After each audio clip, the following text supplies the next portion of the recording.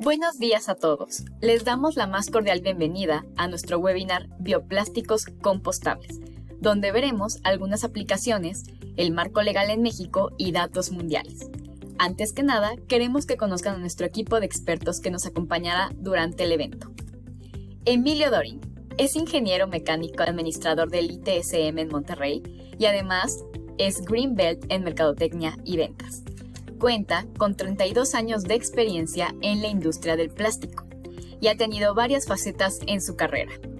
Trabajó como ingeniero de diseño de producto para Honeywell and Specialty Packaging, como Tooling Manager en Electrolux, gerente de proyectos en Tyco, Key Account Manager en Honeywell, Distribution Sales Manager para Celanese y actualmente con 2 años dentro de ENTEC en desarrollo de negocios. Ricardo González estudió Ingeniería Química en ESIQUIE por Instituto Politécnico Nacional, con especialidad en polímeros.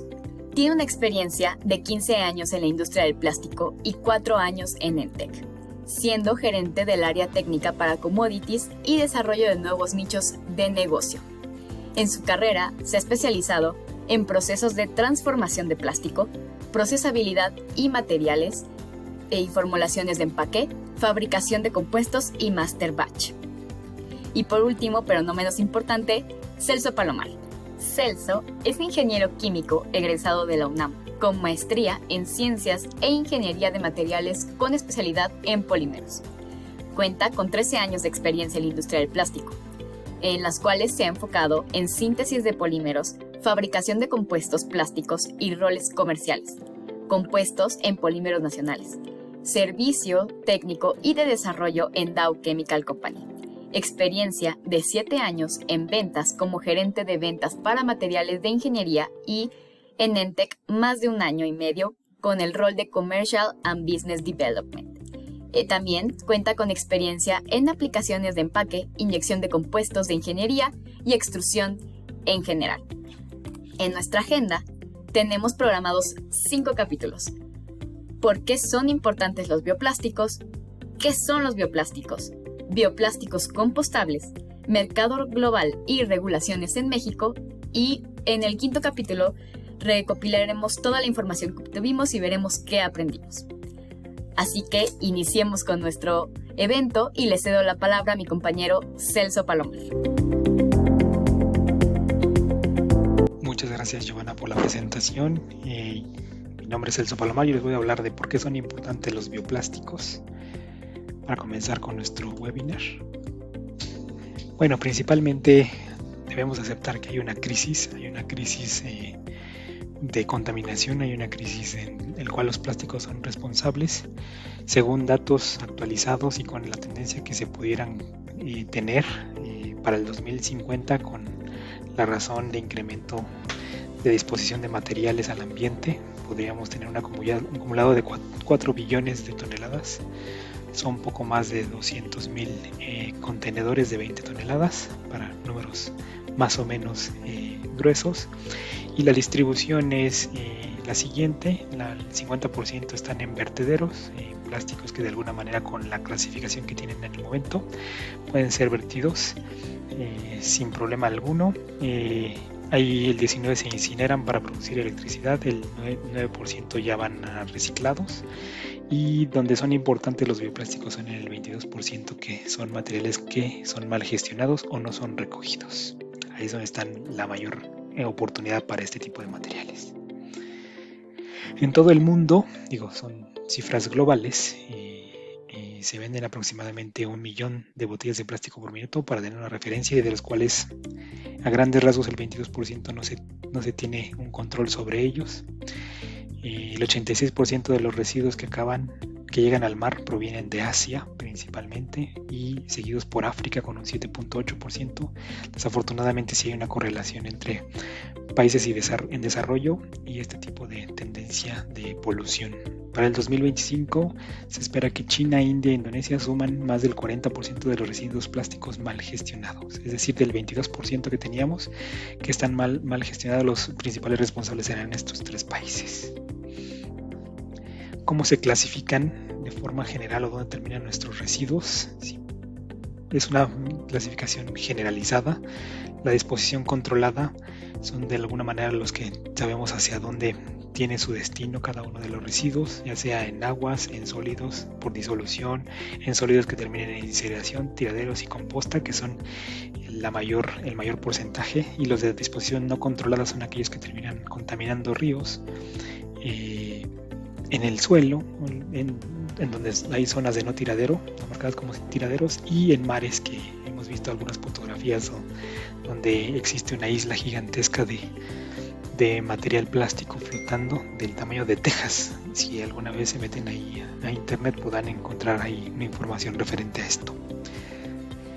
Para tener una idea de cuál es el mayor productor de residuos plásticos, el empaque alimenticio es el segmento que más consume plásticos y por lo tanto de donde derivan mayor parte de desechos, con un casi 50%. De empaque alimenticio hablamos de los ejemplos que están por ejemplo atrás marcados. En el caso del consumo, que son los blisters, que son los empaques donde viene el cepillo de dientes, que son el empaque donde viene el cosmético, etcétera, representan más del 25%. En la construcción, como taquetes, como espumas de poliestireno para rellenos, etcétera, representan el 22%, y el 5% en transporte. Hablamos de empaque generalizado, como el empaque de stretch y el termoencogible, etcétera. Para tener una idea de cuánto tiempo dura un material de un solo uso, tenemos estos ejemplos bastante claros. Empezamos con los materiales laminados de plástico sobre cartón, que por el calibre que tiene, principalmente el polietileno laminado sobre cartón, tiene una durabilidad de 30 años por factores naturales. Un popote dura 200 años en su degradación total hacia moléculas, literalmente. El empaque de termoencogible principalmente, y todo el empaque alimenticio que viene involucrado a las latas o algún tipo otro de empaque alimenticio, dura 400 años. Y finalmente empaque ya más especializado como barreras, que son normalmente muchas capas de alguna manera apiladas que den cierto tipo de propiedades, tiene una durabilidad de 500 años. Entonces, para tener un uso consciente cada vez que abrimos o nos preparamos un café o abrimos una lata o pedimos un popote, pues hay que tener la responsabilidad de que simplemente no es un pedazo de plástico, sino que el impacto suele ser bastante más allá de lo que consideramos.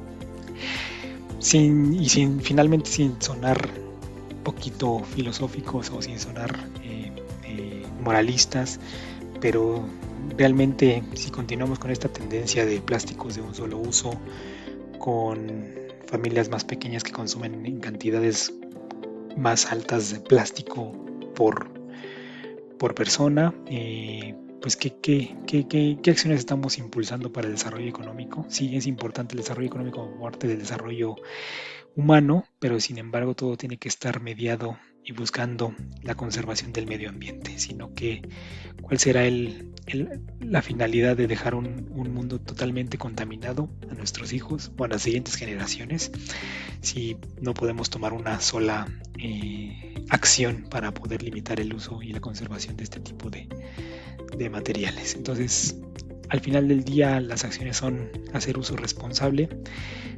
Aquí estamos presentando las opciones de bioplásticos, que son sustitutos que tratan de cumplir con esa conservación y ese equilibrio y esa equidad social en el medio ambiente, sin cambiar de tajo el uso excesivo de este tipo de materiales. Sí, son dos acciones: la responsabilidad del uso de materiales y las nuevas tecnologías que de alguna manera van a sustituir este tipo de, comúnmente es polietileno y otro tipo de materiales los que están involucrados en este tema. Finalmente para continuar los dejo con mi compañero Emilio Dorin, quien les estará hablando del siguiente tema. Muchas gracias.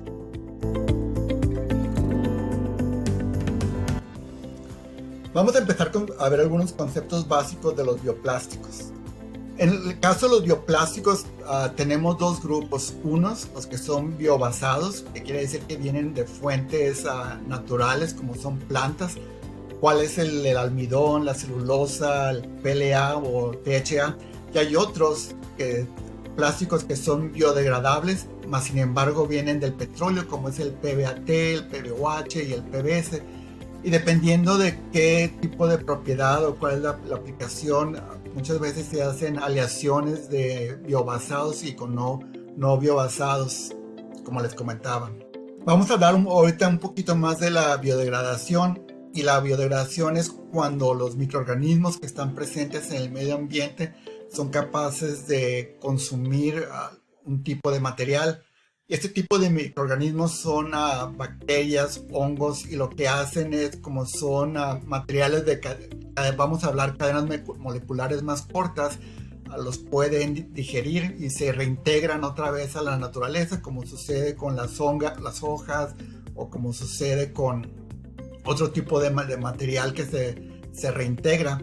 En el caso de los bioplásticos, o que son los plásticos biodegradables, es exactamente el mismo proceso, se reintegran y lo hacen ya sea porque tienen cadenas moleculares más cortas o son más lineales, que eso los diferencia respecto al, vamos a decir, el polietileno, el polipropileno, que tienen cadenas moleculares de 150.000, 200.000 Daltons. Entonces no hay microorganismos en el medio ambiente que sean capaces de empezar a quebrar ese tipo de cadenas moleculares, y por eso es que duran tanto tiempo en el medio ambiente y haya acumulación de plásticos. Bajo el estándar N13432 hay 3 puntos bien importantes. Primero, la definición de bajo qué condiciones se biodegrada un bioplástico, en cuánto tiempo se degrada. Y un punto bien importante en esto es cuál es el espesor de pared, porque es muy diferente un espesor de 100 micras a un espesor de 2 milímetros. Y otro punto para mí que es muy importante es cuál es el resultado de esta biodegradación. Esto nomás se los muestro como marco de referencia, y esta es la norma europea, donde empiezan a quebrar los diferentes medios donde se puede dar una biodegradación, que empieza de composta industrial, suelos, agua, hasta llegar hasta ciertos tipos de materiales que se pueden biodegradar en el océano. En México lo que está aprobado bajo la norma NICE es la composta industrial, y es básicamente uno de los medios donde hay mayor cantidad de bacterias, y es un proceso que es aeróbico, y esa mediana alta temperatura, no porque se tenga que calentar, sino es el mismo resultado de la biodegradación. Los mismos microorganismos empiezan a elevar la temperatura, y ahorita te lo expliquemos un poquito en más detalle. La composta industrial es el único método aprobado en México. Es un proceso aeróbico, se da a temperaturas entre 50 y 60 grados centígrados, y de acuerdo al estándar se tiene que tener un 90% de compostabilidad en 6 meses.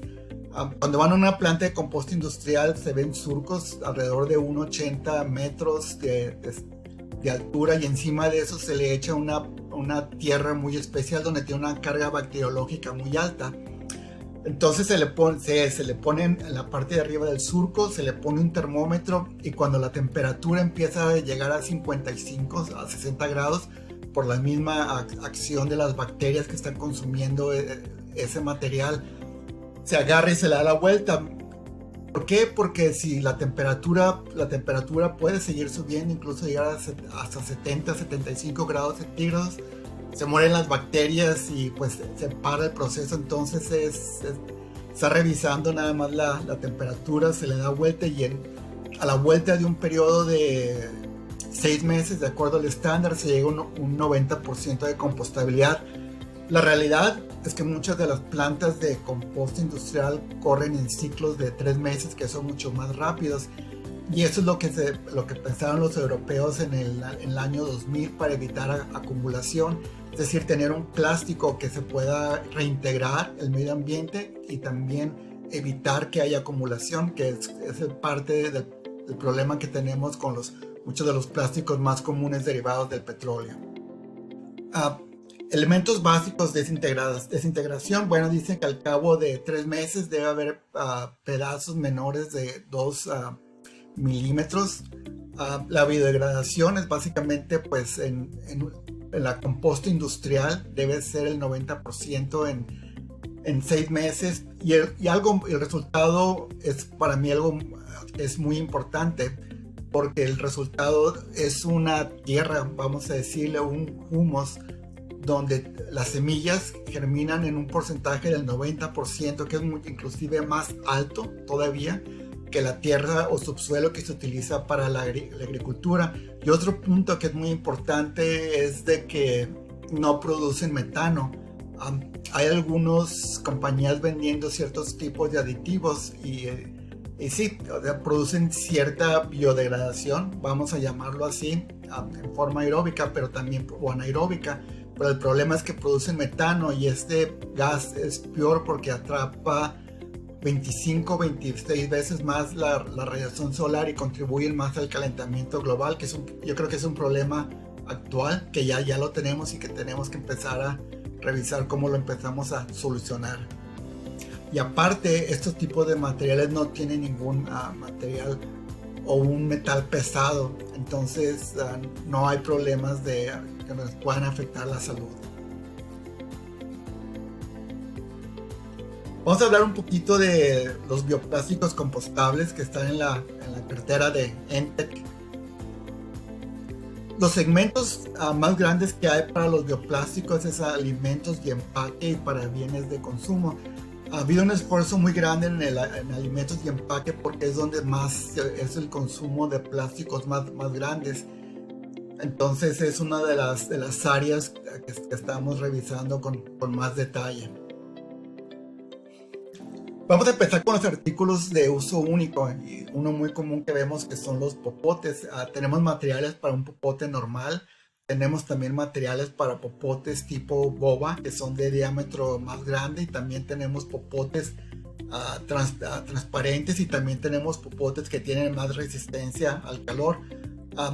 Una de las características de la cartera de materiales que manejamos es que tienen, disculpen, lo voy a decir en inglés, un melt strength mayor, por lo tanto los materiales son más fáciles de procesar, y este es alguno de los detalles de ciertos tipos de materiales compostables que si no tienen esta característica se hacen muy difícil el proceso de ellos, o hay combinaciones de que no se procesa bien, el proceso es inestable y luego se batalla también con las propiedades mecánicas. Con los materiales que nosotros les presentamos es para que no tengan ese tipo de problemas. Otro de los mercados muy grandes, sobre todo para frutas y verduras de exportación, donde está buscando empaques también que sean compostables. También para las heces de mascotas, también se utiliza mucho este tipo de materiales, y también tenemos aplicaciones que se pueden hacer para empaque de dulces compostables. Entonces estos son algunos de los segmentos más grandes que hay, y sobre todo lo que va destinado a lo que es el empaque alimenticio, no de alta temperatura ni de retorta. También cosas de los que vemos, por ejemplo, lo que son las vajillas o los desechables, que son los platos, los vasos, tenedores, cuchillos, cucharas. Tenemos una gama de materiales bastante amplias en eso, y ya dependiendo de lo que es lo que busquen, si lo buscan trabajen a temperatura ambiente, necesitan algún tipo de biopolímero que pueda trabajar a 90 grados centígrados y no empieza a perder propiedades mecánicas.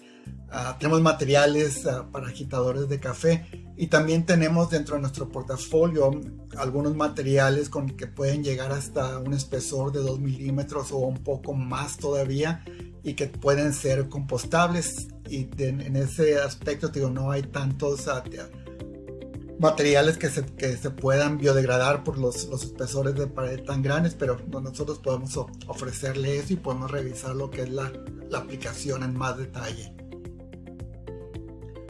Las charolas, es por el proceso de termoformado. También tenemos, si lo necesitan en color negro o cualquier color, ustedes los cogen, o también lo podemos tener en material transparente que resistan en temperaturas de 45-85 grados centígrados, obviamente materiales con resistencia a la grasa. Entonces también son soluciones que nosotros les podemos ofrecer. También para lo que es lo cosmético en higiene, por ejemplo, algo muy común son los hisopos, y la mayoría del vástago del hisopo es de polipropileno. También tenemos materiales que pueden trabajar a temperatura de 45-50 grados centígrados o de más alta temperatura, y eso depende del método que tenga el manufacturante de los hisopos para unirle o para fundir el algodón con el material plástico. También para los tampones tenemos materiales de inyección. También tenemos materiales de soplado para botellas, y todos estos materiales van a cumplir con la norma NICE, que es de compostabilidad industrial. También tenemos acceso para fabricar bolsas para desechos biológicos en el caso de que haya enfermos, desgraciadamente, con enfermedades muy infecciosas, y todo lo que es el cambio de lo que es la cama, sábana y la ropa que usaron estas personas. Se ponen en unas bolsas de un cierto material que es hidrosoluble, se echa todo a la lavadora, y durante el proceso de lavado la bolsa se va disolviendo, y al final ya se saca todo lo que es la ropa y el cambio del hospital completo, y se procede otra vez a usar en el hospital, mientras que no hay problemas de disposición o de cómo mandar este tipo de plásticos, que no haya desechos en los hospitales con carga biológica. También tenemos materiales para aplicaciones de alto valor, como cápsulas de café. Por ejemplo, el café, una de las características que tiene es que necesita que tenga unos requerimientos muy altos de barrera al oxígeno, por lo general en cantidades menor a 1 centímetro cúbico metro cuadrado día, y algo muy parecido también en la humedad, que es 1 gramo por centímetro cúbico metro cuadrado día. Entonces tenemos aplicaciones, las podemos revisar en más detalle si alguien está trabajando en eso. También tenemos bioplásticos para recubrimiento de papel, y pueden ser desde platos, charolas para alimentos, o también puede ser para café. Tenemos las aplicaciones y el material desarrollado para esto.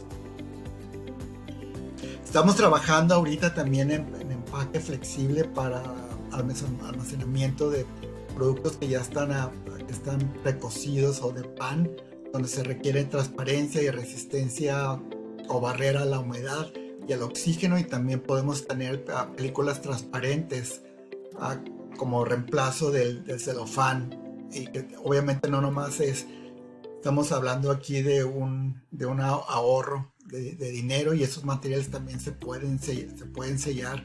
No hay necesidad de agregarle, por ejemplo, polietileno para facilitar el sello. En este caso el material o el biopolímero se sella solo. Yo creo que algo que nos ha pasado cuando empezamos con este tipo de materiales de los bioplásticos, empezamos a ver dos cosas. Primero, que algunos tipos de bioplásticos no son tan fáciles de procesar, no son tan estables, y otro de los problemas también es las propiedades mecánicas después del procesamiento.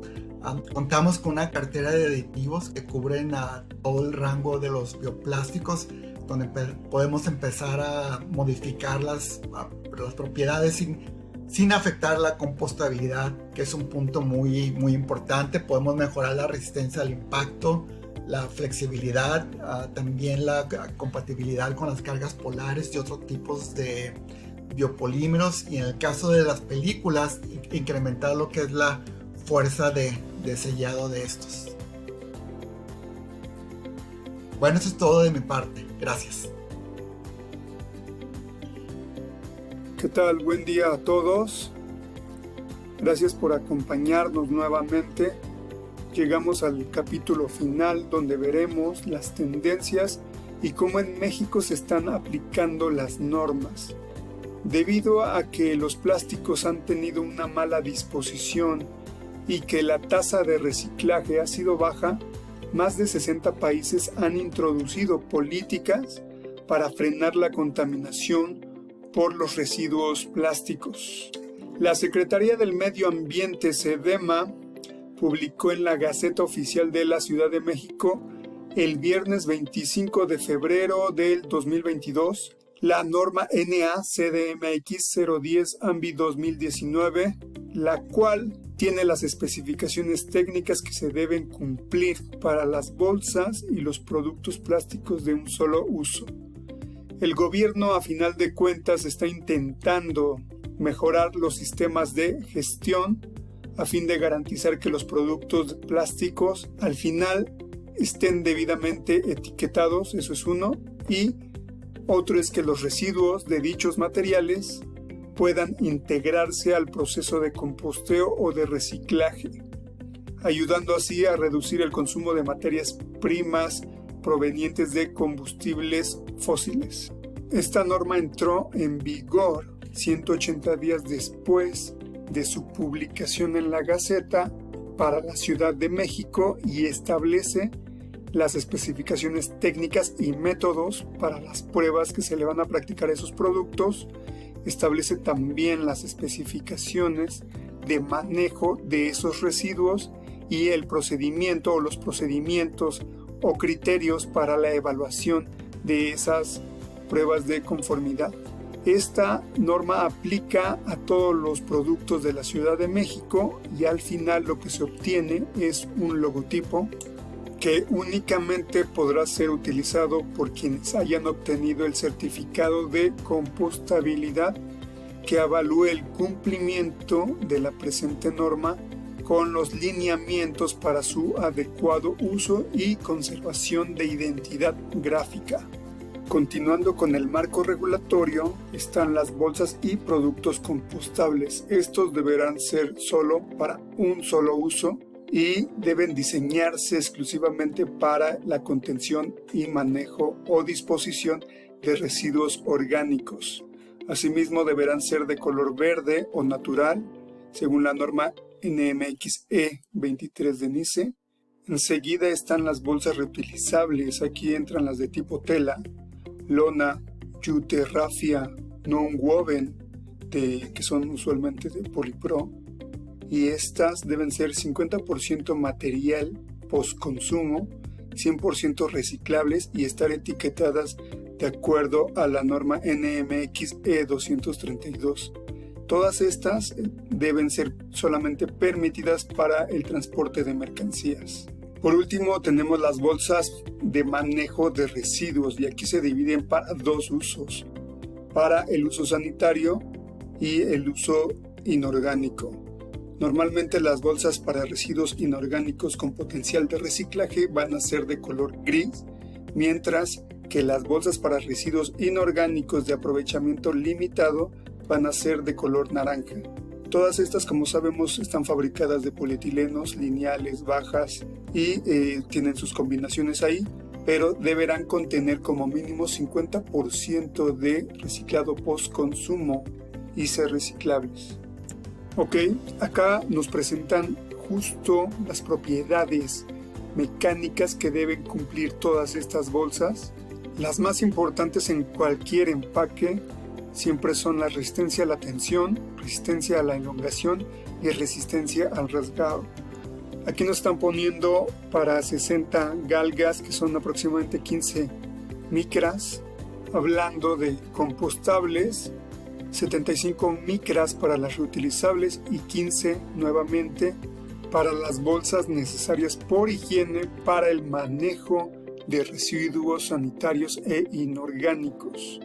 Lo que les puedo compartir es que estas propiedades finales que se muestran para las bolsas compostables hacen referencia o son semejantes a propiedades que obtenemos cuando mezclamos polietilenos lineales, butenos con bajas. Todo depende de los porcentajes.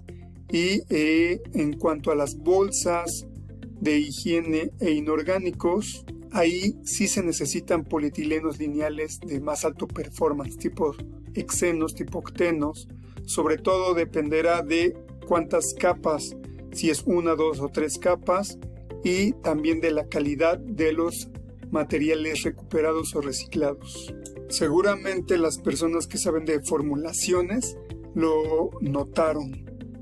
Publicada en el Diario Oficial de la Federación, el 16 de septiembre del 2020 surgió la norma mexicana NMX 273 NICE 2019, que tiene sus bases en estándares internacionales como EN 13432 y la ASTM 6400. Esta norma va dirigida a la industria del plástico y regula los plásticos compostables. Aquí se establecen las condiciones y especificaciones mínimas que deben cumplir estos, así como sus métodos de prueba, y también la biodegradación y desintegración, que no debe causar efectos nocivos o efectos negativos en las compostas ni en las plantas que en ellas crezcan. También se debe evitar los efectos negativos al medio ambiente y a la salubridad de las personas. Esta norma es aplicable a todos los productos del territorio nacional y para corroborar esto se deben de hacer algunas pruebas. De hecho, se pueden mandar a hacer pruebas al laboratorio de NICE, que es una institución, es un organismo de normalización y certificación, donde se necesitan 750 gramos a 1 kilogramo más o menos de producto. Está permitido y se pueden agrupar en familias estas muestras, siempre y cuando los productos cumplan con lo siguiente. Deben, 1, ser del mismo fabricante o importador. 2, deben ser del mismo país de origen. 3, deben estar destinados al mismo uso. 4, deben estar elaborados con la misma materia prima. Cumpliendo esto, el laboratorio procede con la fase 1 de la evaluación, que es la desintegración del polímero. Esta dura aproximadamente 4 meses. Después de esto, entramos a la fase 2, la cual consiste en evaluar la biodegradabilidad y ecotoxicidad. Significa que no cause efectos adversos en las plantas, y esta dura aproximadamente 6 meses. Como a modo de dato de referencia, el costo de esta prueba ronda los 183,000 pesos y después de esto se puede aplicar al certificado. Este certificado ya consta de que el producto es totalmente compostable. Esta es la última slide del marco regulatorio. Aquí queremos mencionar la Agenda 2030. Esta fue adoptada por la Asamblea General de la ONU para el Desarrollo Sostenible y está creada para 193 países con el fin de proteger a las personas, al planeta y a su medio ambiente. Esta agenda plantea 17 objetivos con 169 metas de carácter integrado para las esferas económico, social y ambiental, de las cuales estos 5 objetivos que ponemos aquí están relacionados directamente con el medio ambiente. El 9 que es el industrial, innovación y infraestructura, el 12 que es producción, consumo y responsables, el 13 que es acción por el clima, 14 es vida submarina y el 15 es vida de ecosistemas terrestres. La nueva estrategia regirá los programas de desarrollo mundiales de los próximos 15 años y adoptará medidas urgentes contra el cambio climático. ¿Y qué está pasando en el mercado global? Según la ONU, la tendencia actual en la producción de plásticos convencionales no solo crecerá, sino que se duplicará en las próximas décadas. Por eso es súper importante, al menos una pequeña proporción de esto, migrarla al uso de bioplásticos. En el 2020, European Bioplastics, que tiene sede en Berlín, Alemania, está publicando que se produjeron 2.087 millones de toneladas de bioplásticos. 848 pertenecen a biobasados y 1.239 pertenecen a biodegradables. De ahí en el 2021 aumentó a 2.41 millones de toneladas. Y en el 2022, y es aquí donde se ve el salto, se prevé que estemos cerrando en 4.7 millones de toneladas. Si sigue así la tendencia, que ha sido un crecimiento anual del 24%, En el 2026 estaremos hablando de 7.6 millones de toneladas.